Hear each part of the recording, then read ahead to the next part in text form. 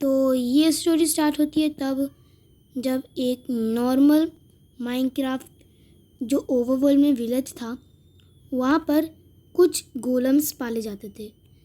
वहाँ पे ऐसे भी टेक्नोलॉजी थी जहाँ पे वो एक बेबी गोलम्स को पाल सकें। वहाँ पे वो बेबी गोलम्स को बड़ा करते और अपनी रक्षा के लिए यूज़ करते।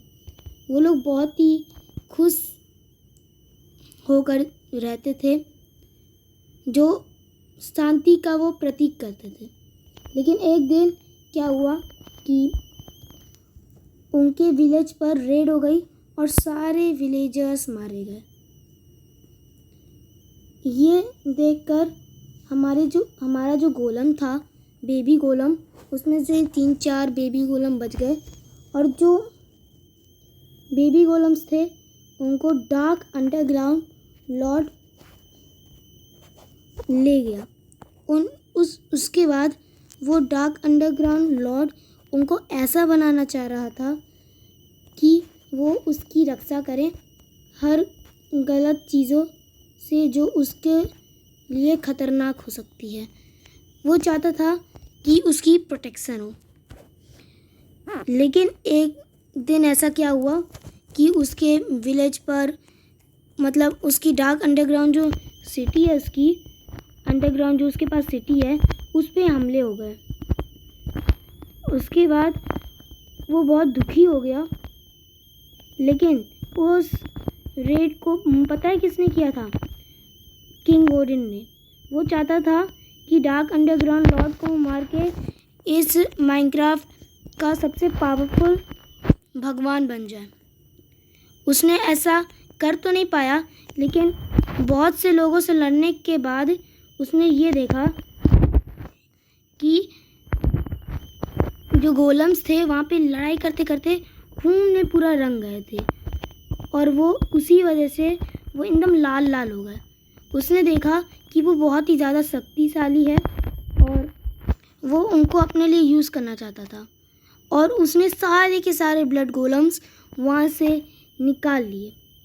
उसके बाद उसने 3-4 ब्लड गोलम्स किंग्स लैंड, जो जहाँ पे हमारे यस माटी पाई किंग है, उनको दे दिया कि वो अब उनकी रखवाली करें और अब वो हमारे स्ट्रॉन्गहोल्ड को गार्ड कर रहे हैं। लेकिन उसका वो नतीजा नहीं था। उसको तो बस उस समय वो लाचार था, उसको खाने पीने की ज़रूरत थी, तो वो इसीलिए उसने ये सब किया, उसको बेच दिया। तो अब स्ट्रॉन्गहोल्ड की रक्षा कर रहे हैं। लेकिन जो हमारे ब्लड गोलम बड़े हो गए थे, एकदम खूनी खूनी थे, वो बहुत ही ज़्यादा ताकतवर थे। वो एक ही हिट में ऑब्सीडियन तक तोड़ सकते थे। ये बहुत ही ज़्यादा खतरनाक वाली बात है। अब जो किंग ओडिन था, उसने ये बात विज़र्ड को भी बताई कि उसके पास अब ब्लड गोलम्स आ चुके हैं, लेकिन उसके हाथ से वो बच के निकल गया, डार्क अंडरग्राउंड लॉर्ड। विज़र्ड तो थोड़ा नाराज़ था, लेकिन वो कुछ कह नहीं सकता था क्योंकि किंग ओडिन तो किंग था विलेज का, जो फारलैंड्स की पास ही में है। हाँ, वो विलेज फारलैंड्स के बहुत पास है और वो वहाँ पर सिर्फ घूमने फिरने के लिए आया करता था अपनी टाइम मशीन से।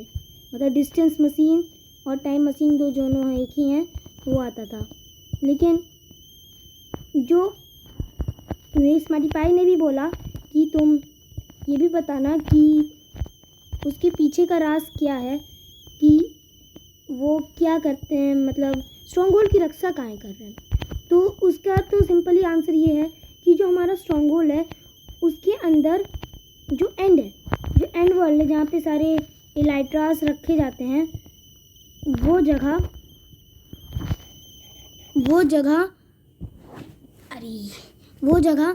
बंद है। वो बंद तो नहीं है, लेकिन वहाँ पे जो हमारा एंडर ड्रैगन है ना, जो हमारा एंडर ड्रैगन है, वो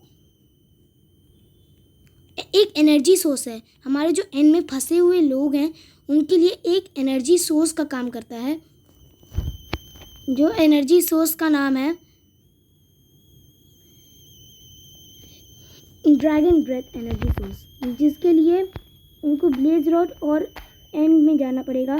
उसी के लिए प्रोटेक्ट करते हैं, क्योंकि अगर कोई भी उस एंड वर्ल्ड में चला गया तो वहाँ पे एक ऐसे पोशंस आपको मिलेंगे जो किसी भी बंदे को 1 सेकेंड में मारने की क्षमता रख सकते हैं। इसीलिए उन ब्लड गोलम्स को वहाँ पे रखा गया है। तो इसी तरह हमारी ये स्टोरी ख़त्म होती है। Thanks for watching.